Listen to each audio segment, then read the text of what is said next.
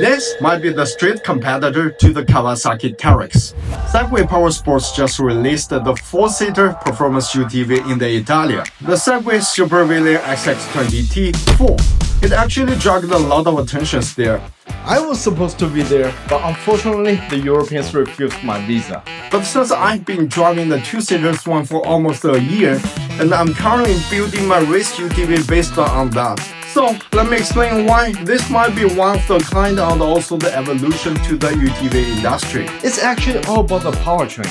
You might not be surprised by the current industry standard 250-ish horsepower.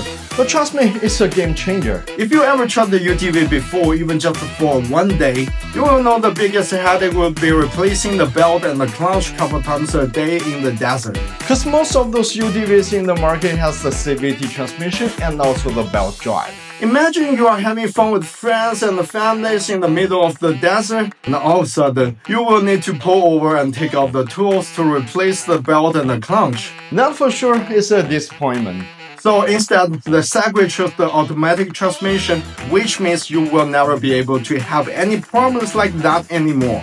And another benefit is the top speed. For now, it's just electronically locked on 102 mph, but from what I know, if you unlock it and rewrite the program for the final gear, you will be able to go close to 120 or even more. If you are worried about the weight of the transmission, this transmission is actually the same layout as the regular front-wheel drive gearbox, which means you will be able to swipe a sequential gearbox in it easily. And it's exactly what I will do in my race UTV build. And this one is a little bit heavier than other regular UTV. The Supvervillain actually drives more like a trophy truck or the buggy than just an UTV. Back to the topic, the 4-seater. The first one is you will be able to fit more family members and friends in the vehicle. Cause you know, it will always be happier to share the fun with more people. Another one is the longer wheelbase. Thanks to the Supvervillain's performance, I reached the 102 speed limit all the time in the desert. It was great, but I always hope that I can have just a little bit more wheelbase, so the vehicle will be able to handle even higher speed. Another good thing is the 4-seater comes with the 35-inch tires